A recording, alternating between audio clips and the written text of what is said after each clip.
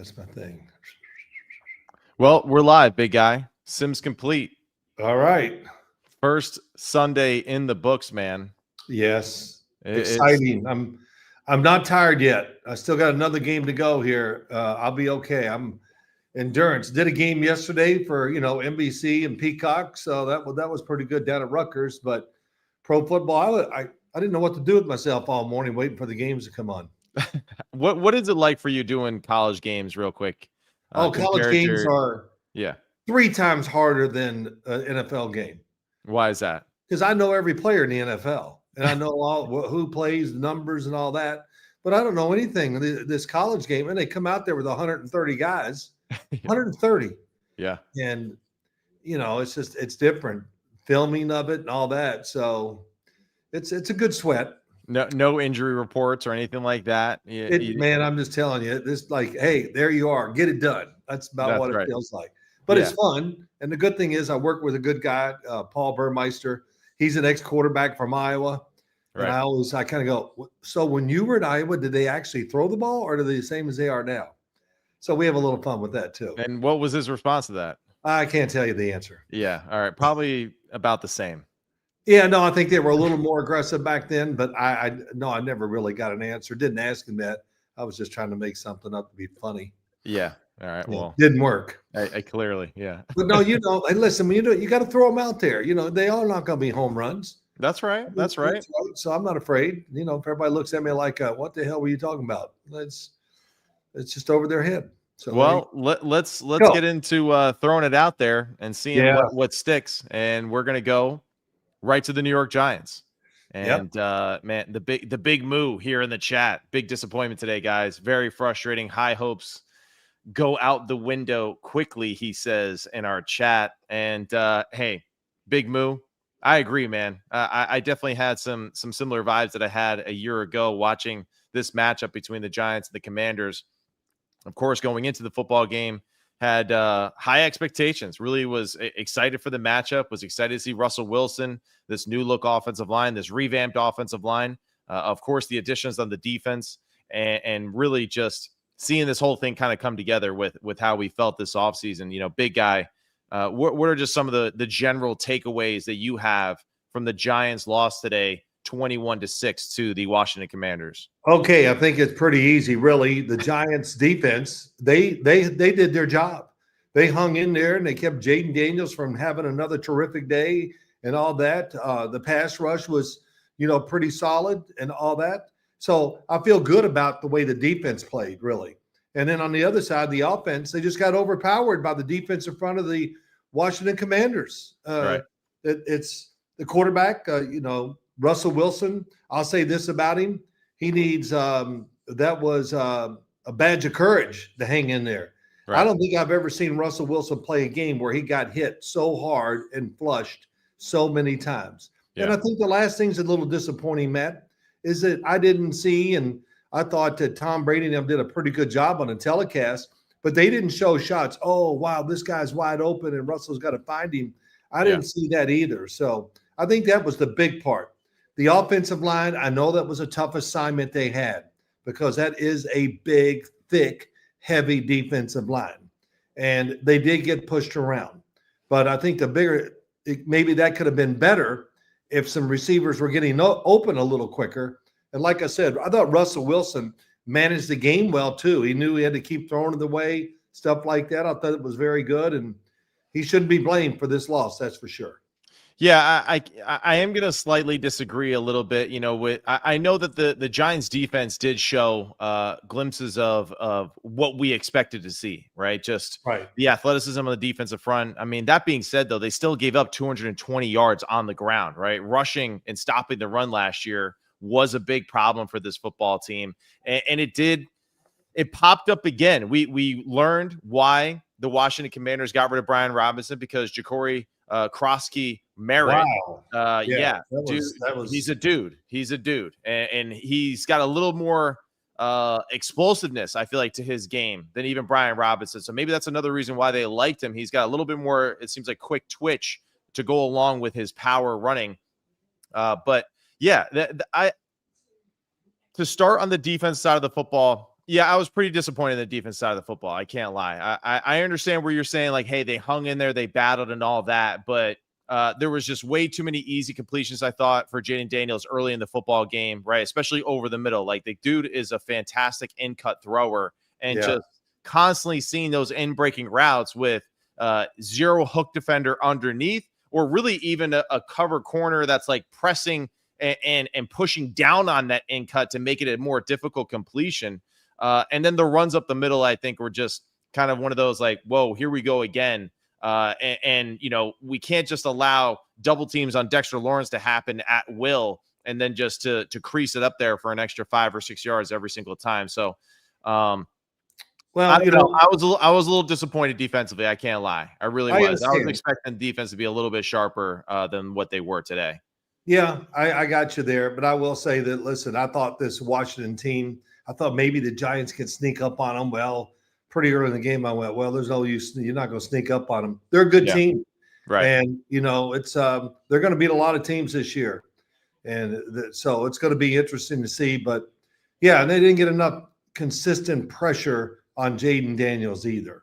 No. But it was there. If they could just made a few plays here and there to help their defense, that's one thing. When the offense is moving the ball and scoring a few points, it just kind of frees the defense up. And, of course, that never happened either. So, man, it's going to be – they're going to get up tomorrow morning, and it's going to be – the Giants are going to take a beating. And players and coaches and everything, it's what it's going to be. But that's how it is up here. That's been like that even when I played. So that's right. Well, we did see flashes of Brian Burns. I mean, Brian Burns looked really good. Thibodeau had a few good moments too. Good moments. Abdul Carter showed out, got held on the one where he was probably going to get a sack on that one. Had the partial block punt. So it was good to see him get involved with that. Yeah, the offensive line for the Giants still a little, that was a little scary. It wasn't strong enough. I mean, that's what I noticed. I watched it, and it wasn't like they were running games and trying to trick the Giants O-line, right, Matt? Yeah. It was just, we're going to butt heads like bulls, and who's going to move the other one? And, their D-line, that was a big focus in the offseason. Tom Brady talked about it. Yeah. I thought he did a good job explaining that. They wanted to get bigger and tougher and all that other stuff on the front of their defensive line for many reasons. For the football team and for who they got to play.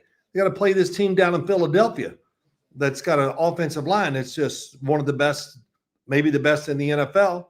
And when you go against those lines, you got to have a defensive line that can hang in there. So, and the Commanders, right? They mismanaged right before half, right, with the intentional grounding situation. Probably would have gotten points off of that situation. Graham Gano with his 55-yard field goal, so that was the high point for it. I thought Deebo Samuel looked really good. Oh my gosh. In his new home as a traditional receiver, and then of course they mixed in a play that we have seen with the San Francisco 49ers with that little fake jet sweep motion end around.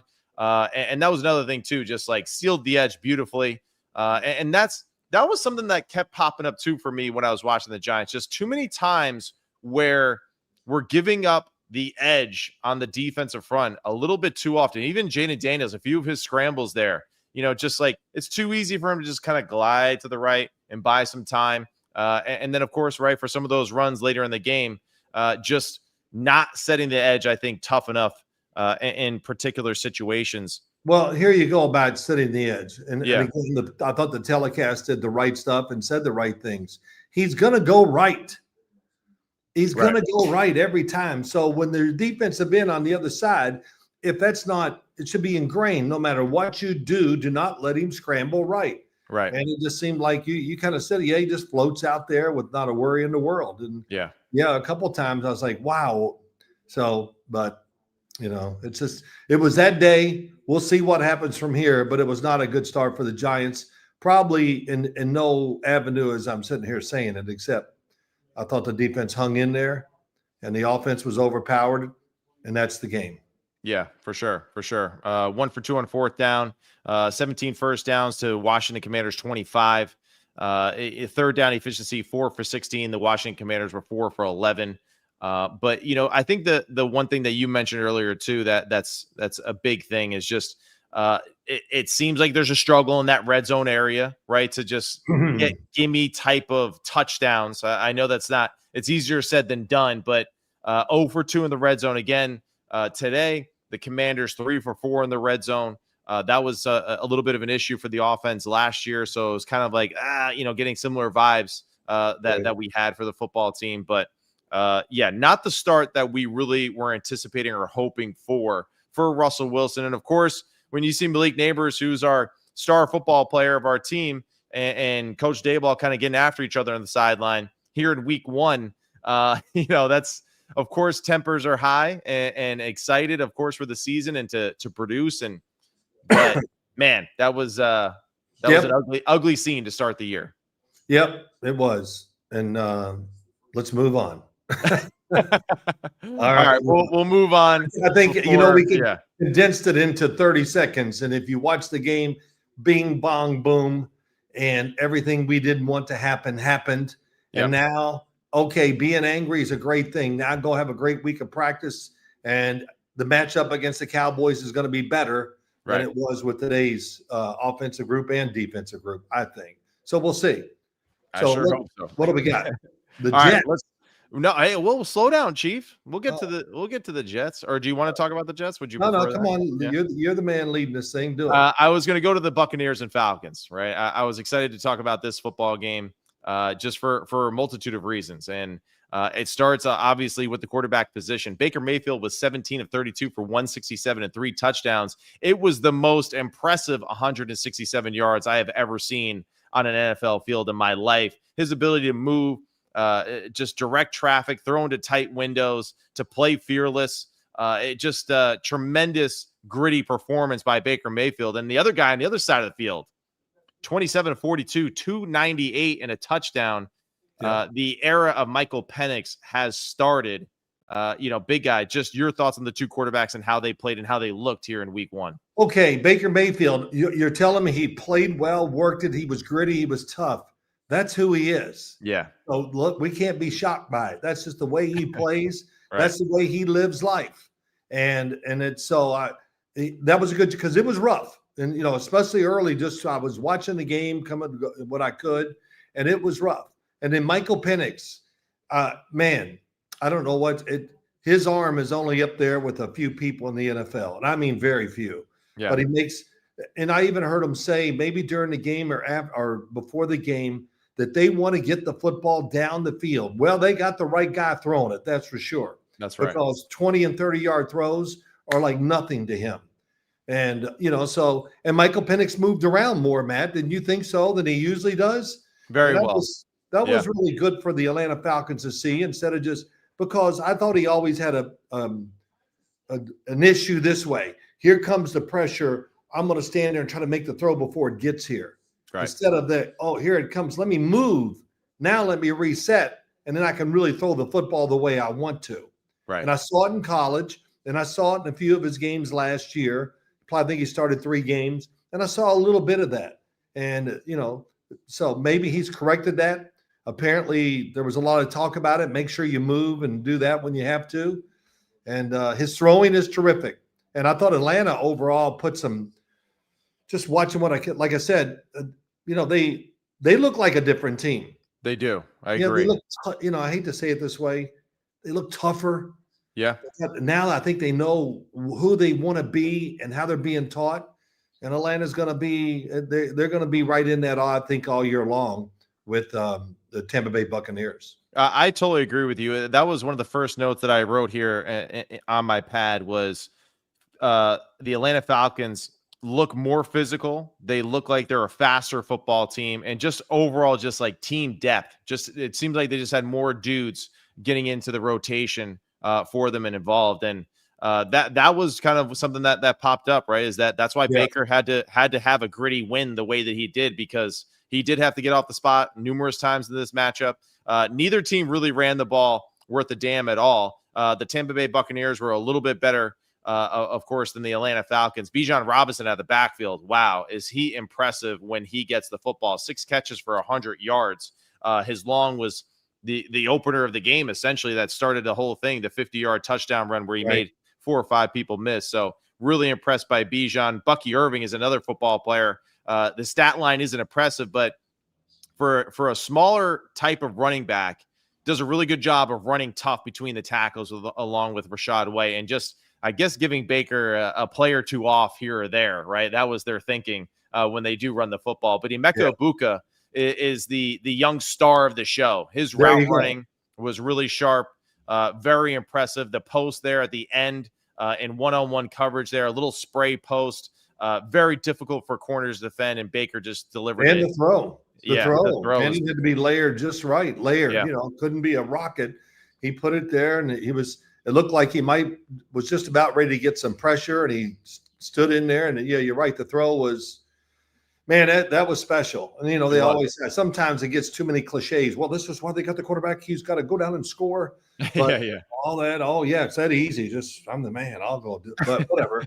But Baker kind of is that guy, and it doesn't bother him at all, and especially since he's been down in Tampa. Yeah, he's found his home. Right. I mean, come on, you know what? He's found his home. And the other thing I worry about, we'll revisit this in a couple of weeks. Mm-hmm. Missing the coordinator, that he's gone, and he went right someplace, and he got that going right away almost, or right away. But we'll see how that goes, because I don't care what. If you try to do the same stuff, that never works. You got to do what you do. Right. And I can't even think of the offensive coordinator's name at Tampa Bay. But the thing is about what happened though, right? Baker hits Egbuka right for the touchdown, and then from there they miss the extra point, which makes it 23-20. And Michael Penix does a good job marching the team down, getting Younghoe in position to hit the game-winning field goal at 44 yards. And he misses it wide right. Younghoe is a really clutch field goal kicker. We don't expect him to miss those opportunities going forward. But just, I think, a really good sign overall, I feel like, for the Atlanta Falcons, and just the way that they looked as a football team. Like you said, the physicality, the toughness, the speed in which they showed made it very difficult for Baker and the crew. The depth of the defensive line is clearly showing and gotten better. The one thing that was, I guess, a little upsetting as far as just when you look at the stat line of it, just the amount of targets that Drake London had compared to his catches, right? He had 15 targets for 8 catches, and the one where he kind of bobbled it there in the end zone. Now, luckily, Michael Penix was able to scramble and get it in for the touchdown there with his absurdly go-go gadget long arms on that play, because I feel like most people would have gotten caught at least a yard or two short, but man, he does have some long arms. It's amazing, man. It just it kept going. Hey, I watched him warm up before the game. They had some shots. I don't know what channel I was watching. Right. And, of course, I saw it in college and knew it. And I even saw it in Indiana. And I'm like, wow, long arms, huge hands. I just don't understand how he can throw it so well.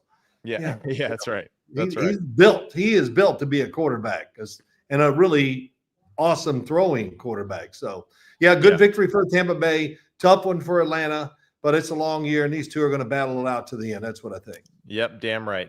All right, so now let's go to the Cleveland Browns against the Cincinnati Bengals. Bengals. Yeah, what's up? No, I'm sorry to interrupt you. I get so anxious to talk. Go ahead. Yeah, talk away. I mean, how many times have we seen this game from Cleveland? Yeah, I know, right? I mean, come on. It's like Groundhog Day. Yeah. It really is. It's unbelievable. I know. And there's Joe Flacco, who should have been the star of the game. And he throws 2 passes, intercepted. I mean, oh my gosh. That was something that I feel like I noticed today, as you mentioned that, just as a league-wide thing. I felt like I saw a lot of receivers dropping passes that were like really good thrown footballs. And I don't know. I feel like I haven't really noticed that as much as I did today, like early in the season, where just so many balls hit the ground from throws that I thought were on point. It's to me one thing. It's live contact now. Yeah. And we did nothing in the preseason. Right. And so now we got to get used to and get back in that, because it's all about feeling. A receivers, I can't imagine what it's like. I'm running an in cut. There could be 4 guys coming at me or none. But having the sense and the feel and the courage and knowing what to do, I think you can only get that from the real thing. Right. And, so that's part of the problem. If you don't want to play anybody in preseason, and I understand that, I don't even disagree with it anymore. You just do what you believe in. That's right. But you're right.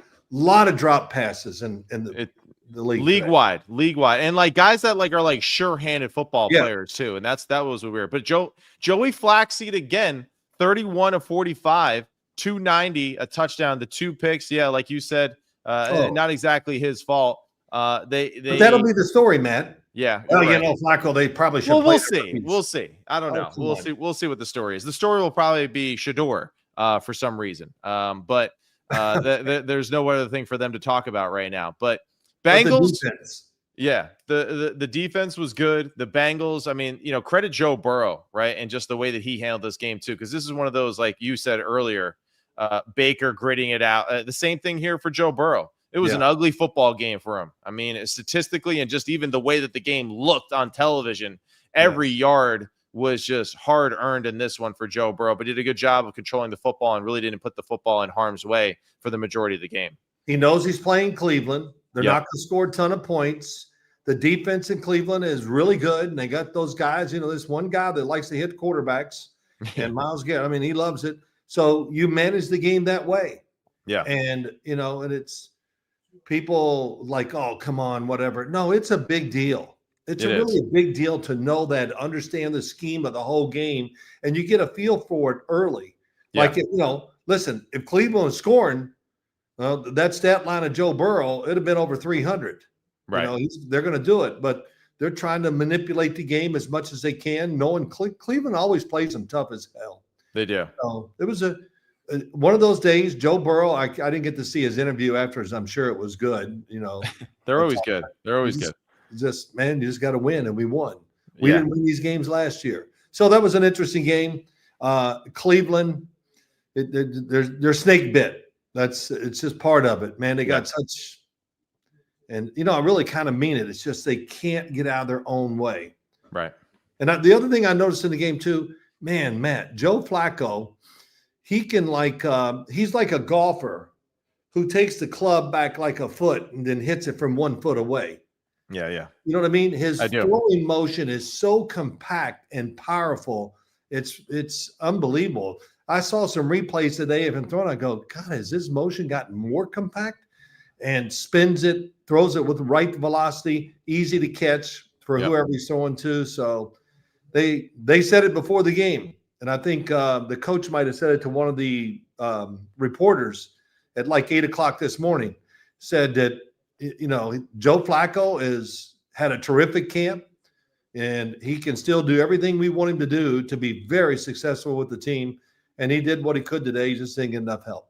Yeah. I mean, and hey, it's a 1-point game, right? With a missed extra point late in the football game, or excuse me, I want to say this happened earlier. Actually, I want to say it was in the second or third quarter when this happened. But just want to say, just real quickly, defensively, shocker, right? Myles Garrett, 2 sacks. Trey Hendrickson, he got his sack of the day. Okay, so hey, the boys are doing their damn thing. Demetrius Knight for the Bengals, the rookie out of South Carolina. Man, he looked good. He looked the part. 10 total tackles a day, 8 solo on his own. Really just athletic out there. Carson Schlesinger, right? A high draft pick from a year ago from UCLA, the linebacker, filling in as basically that go-to middle linebacker for the Cleveland Browns. He was extremely impressive too. So nothing shocking with a Jim Schwartz defense being able to get after the passer and mix it up and be aggressive and still find a crazy way to come out with an L in this one. But division game, just like the Falcons, Bucks, and we expect those type of matchups every single time that these two teams play. But good win for the Bengals. Hey, they set out to start fast. They're 1-0. Good for them. Now moving on. Yep. All right, Giants fans, buckle up. Dolphins, Colts. Okay, here we go. Let's talk about it. Say, what the hell are you talking about, Giants? We just did the Giants. Oh, I know. Right, well, Indy, yeah. Hey, before you start. Okay, go. Yes. Indy was showing in the preseason. I love their defense, one thing, but they were oiling up that offense as much as they could. So I'll leave it at that for right now. Well, I mean, elaborate on that. What do you go ahead. Well, Daniel Jones got plenty of throws in the preseason. That's right. Plenty. And, and of course he gets them in practice, but no, he was on the field enough in preseason, no matter what the numbers are, just to get a feel of playing a real game. Right. It's a real thing for everybody out there. It's no matter what. I can't imagine if I was ever a coach in the league that I would keep 30 guys from ever playing in a preseason game. Get out there for at least 2 series. Yeah. Let's get 2 under our belt and just get a feel for what it's like, and then start practicing, knowing what's coming forward. Right. But it's a great point. I mean, it really is. Daniel Jones played a lot. He was battling for the starting job, and because he was battling, he was forced to play a lot in the preseason. Right. And he looked extremely sharp. I mean, he was in mid-season form in this game, and I really like the fact too. I just thought that Steichen did a great job of calling the game, the mixture of plays, the formations, the patience in the run game. 40 attempts on the ground for 156 and 2 TDs. Out of that, Jonathan Taylor had 18 for 71. Daniel Jones himself, 7 for 26 and 2 touchdowns with the QB sneak. But still, he's involved with it, right? We even saw Tyler Warren get a carry in the game. But Daniel Jones, 22 of 29 for 272 and a touchdown through the air. He was only sacked once. Michael Pittman looked damn good. Tyler Warren is legit. Alex Pierce is a damn good piece to everything else that they got going on there. And I still think that Adonai Mitchell, I mean, if he continues to develop, he's going to be a hell of a good football player for them too, and Josh Downs. So Daniel Jones has got a hell of a skill group and a really good offensive mind. And you've been waiting for this defense to kind of show up, right? And if we get a little bit of this throughout the season, man, the Colts might be a real contender here in the AFC South from what we saw today. Right. Now they played a team that's, listen, boy, listen, I don't even know what to say about Miami. Just whatever I thought, it was much worse. It really was. Yeah. It was unbelievable. I know. But yes, first off, flat. I don't even know where to begin. The wide receiving group, undervalued when you look at Indianapolis, the Colts. Yeah. The defense was a disappointment last year. Lou Anarumo is a different kind of coordinator and everything. And I know this. I did. He's the star. He is really one of the stars of the show, right? Is Lou Anarumo. Bingo. Right? He really is. And I just know I ran into him in the off season. He's a Staten Island guy, and he really is too, which is great. He is. Yeah. But, and he just goes, he was kind of, he's trying to be careful. Mm-hmm. He goes, I think our defense is pretty good. And, so I know it's the Miami Dolphins and they're a train wreck right now, but that was a great start for them there.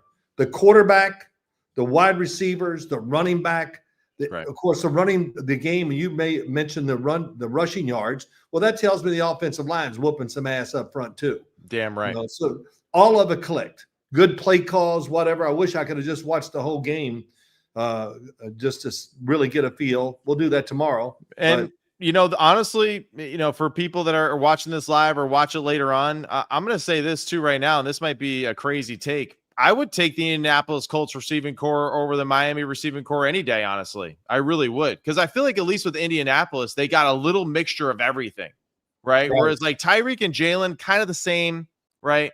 Achane got involved with it. But outside of that, it's just it's the two of the same players, right? Yes. One doesn't play off of the other, I don't think, very well. With Michael Pittman, you got a little of everything, right? He's tough, he's strong, he can high point the football. Tyler Warren, I mean, let's face it, he's one of the top 5 tight ends in the league already, and I've only seen him play one damn game, but I can already see this dude's going to be a problem. Alex Pierce is a phenomenal football player that can 100%. Do just a little of everything. Yeah. A huge unsung hero. So I don't know what your thoughts are on that, but just it's this. It's really easy. You that was a good assessment of Miami, and but the great Mike Lombardi taught me this, and I really believe in it. Yeah. You look at these receivers. We need a center. We need a shooting guard. We need a forward. And when you want a mixture of not personalities, talent. So if we put you in the slot, you can do it. You can't put some players in the slot. They're not built to do it. Whatever it is. In Indianapolis, you said it right. They got a great mixture of they cover the bases of everything you want in a receiver. And the other thing that comes up, even last year when I would watch them, they were tough. The quarterback play was just borderline awful, and they couldn't overcome that. But this is going to be fun. We'll see. It is. Yeah. I'm not going to overjudge. I don't want to overjudge Indianapolis. Let's wait and see how they play the next 2 games. I agree. I was just excited as hell. I'm excited for Daniel Jones too. Yeah, we all I really am. And in the preseason, we were saying he looks maybe just like a tad slow here and there in plays. Didn't really notice that today. I feel like today he was playing in really good rhythm and really no hesitation at all with his decision making. Matt, he got the whole week to practice, or 2 weeks really, to get ready, to really, get into what he needs to do and understand the offense even more. Right. And of course, he's settled down too, because now he's not. Every practice is not, I got to do the best I can ever do because it's a competition. That's right. And, that's right. So it's all about him right now. Yeah. And he's going to get to keep that job. It'll take, a pretty long stretch of bad play before I think they would make the switch. Yeah. Or anything. I don't even want to talk about that, but just a great start. That's right. Can't wait. I might actually get up and watch TV to hear, I don't mean this to be mean, the Giant fans, now Daniel Jones plays well. Well, he played well when he took him to the playoffs, but let's forget that. But no, I don't know if it'll be that way. I think it'll be framed in a little bit of a different way of, well, damn, if Indianapolis can do it, why can't we? But okay. I think what's interesting, I think that's enough for that game. Yeah, it is. We've covered what we needed. Yes. And yes, of course, being Daniel Jones supporters, hell yeah. Okay. Hell yeah. That a boy. Moving on, Raiders flying across the country to play the New England Patriots. And I got to tell you, I really enjoyed watching this football game.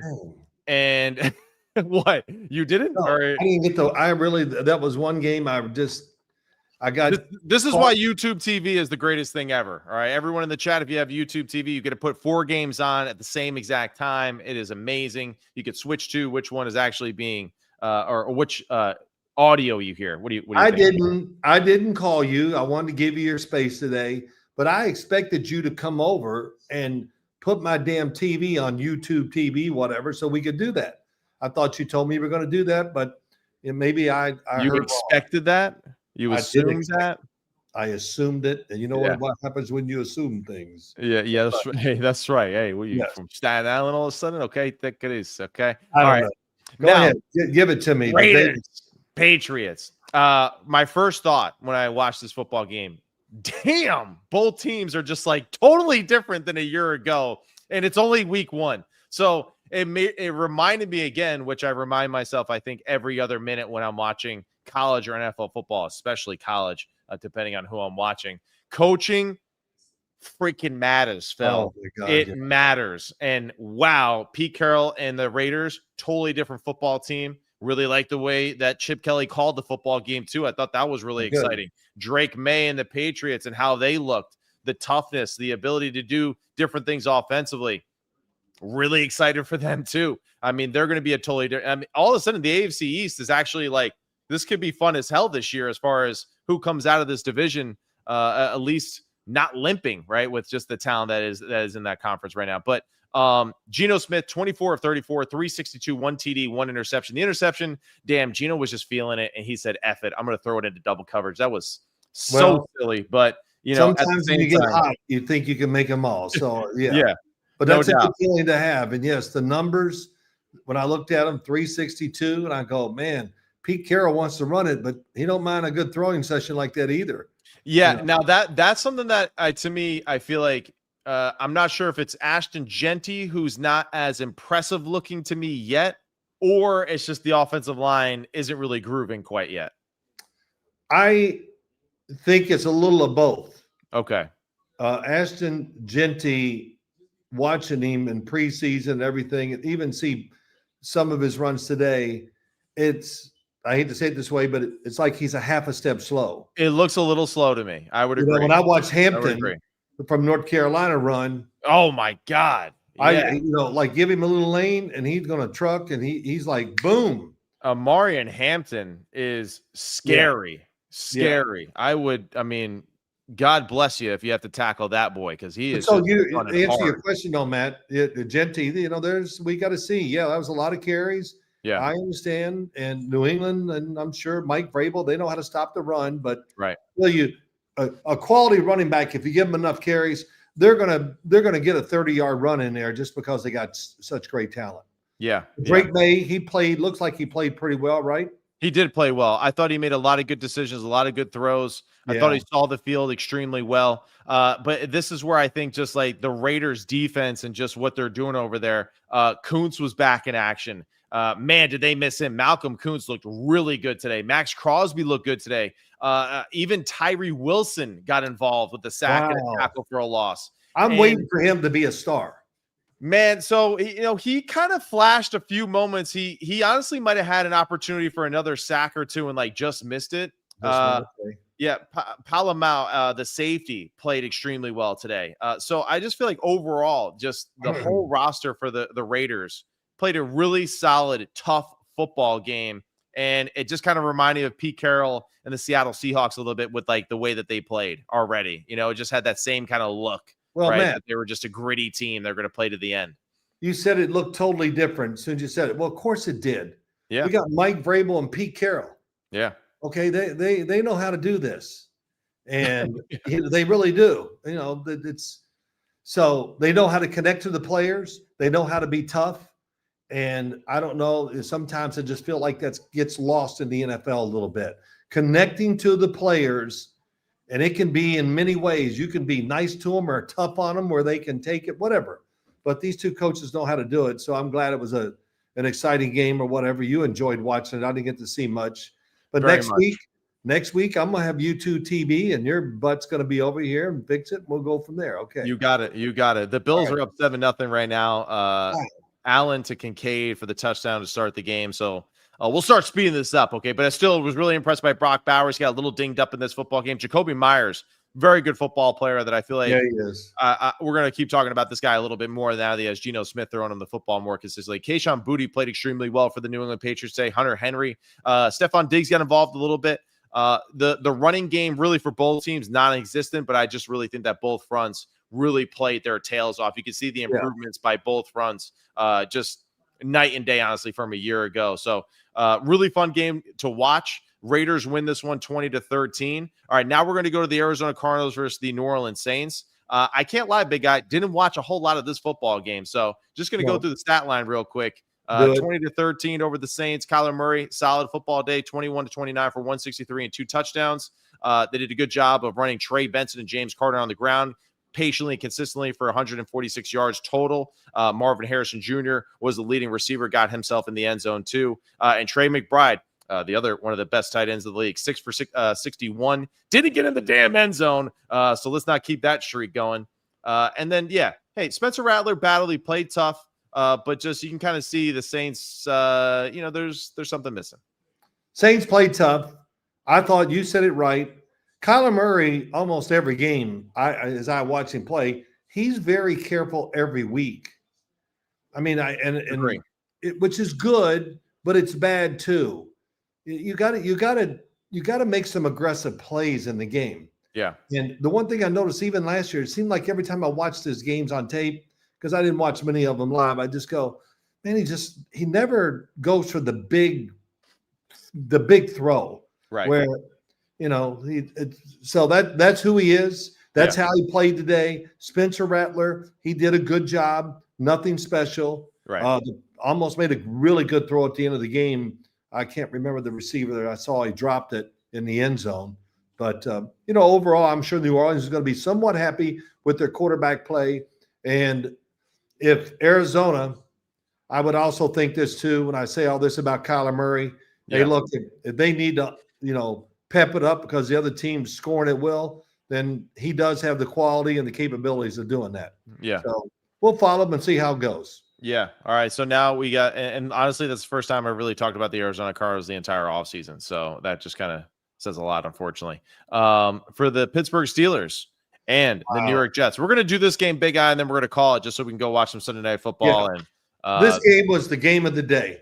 This was definitely one of the games of the day for sure. It definitely was. It was such a fun watch. I would turn over and was watching other ones, and I'd go, I got to get back to that game. And, I was flipping back quick. But it was really interesting.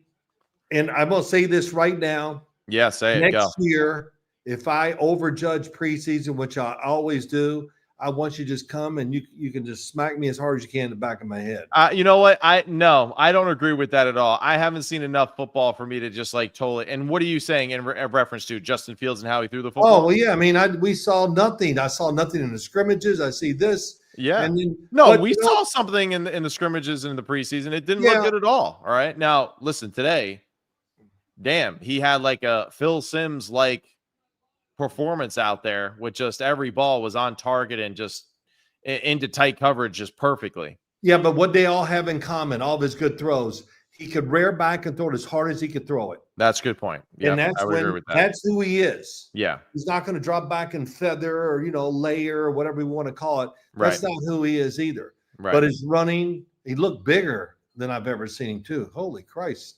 Well, that was something, right, that Angstrand did a good job of, right? Mixing in just the Breece Hall runs with Justin Fields as well in the backfield. Isaiah Davis and Braylon Allen got a few plays in there as well in the backfield, but just definitely gave the Steelers some fits early on in that game. As the game continued, though, you could see the Steelers were starting to play some of that quarterback read stuff a little bit more. TJ Watt had a big hit on Justin Fields. Yeah. I want to say maybe like late in the second quarter.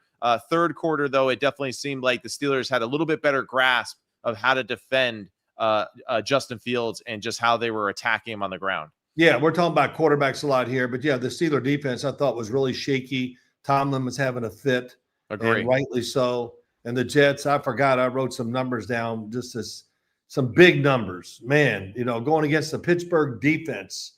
182 yards on the ground. I mean, that's like, you don't say that a lot, for the Pittsburgh Steelers and definitely not right when we're thinking about the Jets against the Pittsburgh Steelers. Yeah, I think that's why Tomlin was having a fit on the sideline because they were getting pushed in the run game. But on the other side, Aaron Rodgers, I thought he played really well. Right. Played really good. Really good. Protected himself. Didn't take any big hits, which I do worry about with him. I like the combination of like whatever Aaron does with Arthur Smith. I mean, that was something that was like a big question for me. Really liked how they kind of built this offense and the plays that they were running and how aggressive they're, and also, man, did you think that DK Metcalf looked like even faster than he's ever been in his career today? Yeah, he did look better. He was flying on the field. Yeah, he was. I always, when I see that, and I think just my eye tells me that's what it was, that they lost weight. They realize where he is in his career. Right. Because he's at that point in his career, these receivers, they're just like him, but they don't get smaller. Yeah, right. As they play their career. So, yeah, it did look like that. And I think Arthur Smith showed everybody he can teach around, he can teach it flat. That's right. He's got Aaron Rodgers now. Yeah. And we're going to throw it. That's right. And Aaron, to his credit too, not only that, but when he sees trouble, he checks out of it and does something with it. Right. So it's a good combination. Really anxious to see it going forward. But Mike Tomlin, I guess, told the J.J. Watt, who I thought did a really good job on the game today. He did. Just told everybody that, man, this Aaron Rodgers now, like he basically said, he's a freak. Yeah. Just, watching it in practice every day. I'm sure at practice he really has fun throwing the ball. Yeah. But, good start for Pittsburgh. A good start many ways for the New York Jets. You got to be excited as a Jet fan. The way the offense did it, the way the running backs look so good. Agree. The quarterback, and the coach after the game, he was, just speaking. Yeah, it was a different loss, right, for the New York Jets, right? The way that, and now of course it's like, damn, like let one slip, but just the way that they played, how sharp they were on both sides of the football, the defense being able to push the Pittsburgh Steelers offensive line around in certain situations was really impressive. To go back to Pittsburgh, I thought Calvin Austin played extremely well today. I thought Tyler Warren does what he always does, right? And that just run hard as hell. Jalen Warren, excuse me. But he ran so damn hard. It wasn't like for an impressive yards, but just he is not afraid to just run up in there aggressively. New York Jets, though, protected well, right? Yeah. Only gave up 1 sack in the day. But yeah, I want to say just the Jets offensive line, the way that they were able to kind of dominate in the running game for moments of this game, I thought was extremely impressive and really a great sign for them going forward, especially because that is going to be their main thing that they're going to lean into in critical games. It's a good old line. I mean, it is. It's really good. They, of course, were missing a Elijah Vera Tucker today, but still, it's tough. They're used to running the football. They got good running backs that can, if you don't block them, we can still make a big play sometimes. Yeah. So, great. It was my favorite game to watch. Like I said earlier today. It did. And so we're saying all this, Matt, and what happens? What? Pittsburgh kicks a 60-yard field goal to win. You're right. I mean, and really the three plays, right? It was the touchdown, the roll right pass, Rodgers to Warren, which is just amazing. It's one of those plays that, like, it doesn't make sense, but it works almost every damn time. It's unbelievable. Then on the ensuing kickoff, forced fumble recovery, and they get the ball back. A few plays later, Aaron Rodgers hits Calvin Austin for a touchdown there. And makes it 31-26. And I feel like that really was kind of like, man, that's where the Jets lost a little bit of their mojo there when they fumbled the kickoff. And it kind of changed tides into the Steelers' hands, even though they were able to go down the field and to put points on to make it a game-winning field goal at the end for the Pittsburgh Steelers. Well, also, the Jets got the ball back, and Jalen Ramsey making a couple plays at the end of the game, knocking the pass down, then hitting the receiver to make sure he doesn't catch the ball. They were terrific plays. And, so Aaron Rodgers comes through for him. Jalen Ramsey comes through for him. 2 off-season, big-time Metcalf. I mean, just everything. So we got to be happy with the way they spent their money. And I know it's week 1, but it was a good start for the Pittsburgh Steelers in many ways. Yeah, and it's good for the Jets too, right? Because I thought Breece Hall looked really, really good. He looked super healthy, looked fast, explosive, and strong. You got Garrett Wilson involved in the game plan pretty effectively and got him set up for an easy touchdown too. So I thought that was really exciting for him. And I think those are good signs for you when you're pass blocking well, when you're run blocking well, when Justin Fields is seeing the field pretty damn clearly. Mason Taylor, another guy, like the way that he looked in the field. And so I'm hoping that he gets to be involved in the passing game a little bit more going forward. But that was a fun game. Steelers edged out 34-32, Boswell hitting the 60-yarder there at the end. All right, before we start watching the game, I got to say this real quick. Oh, Lamar just took like a 20-yard sack. Damn. Maybe more. But going back to the Friday night game, the Chargers, Kansas City Chiefs, very exciting game. Loved watching it. And it's one of the best performances I've ever seen a quarterback throw the football, and that was Justin Herbert. And I say it I don't even care what the stats. It was about the power, the accuracy, the coverage is good, but when he looks at it, it must look wide open because they run out cuts and the damn defender would be right there. He'd look and hesitate. He hesitates just a second, and then he rips it. Right. And he never loses control of the ball, Matt. Yeah. And I love who said it before the game or whatever. John Harbaugh is thankful that Justin Herbert can make 40-yard handoffs. That's right. Or was it something like that? Something like that. But I mean, it is impressive just the way I understood it when he said it. No doubt. Yeah. We all know, right? Especially if you played the position, just what exactly he's talking about. And Herbert, one fan the following day said, "Oh, it's about time Justin Herbert started, playing up to his potential." I was like, "What? He's always been playing great. He finally just has a coach that can just bring it all together." And you know what? Hey, credit to Greg Roman. I thought he did an awesome job. Great job of calling play calling. Amarian Hampton is legit. He's a scary dude. Yeah. Quentin Johnston, damn, he looked better. He looked like a pro. He was more aggressive catching the football. Well, I think they for him.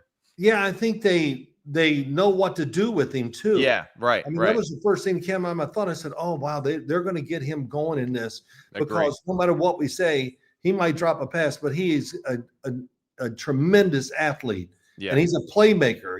He can get the ball in his hands, and he can gain 20 before you know it. So that was really interesting. And as soon as I saw one of the plays, I went, "Man, they're getting everybody involved this year." They are. And the defense was flying around too, man. Yeah. Wow, they were playing fast. But it's interesting from even what we saw today from the Denver Broncos.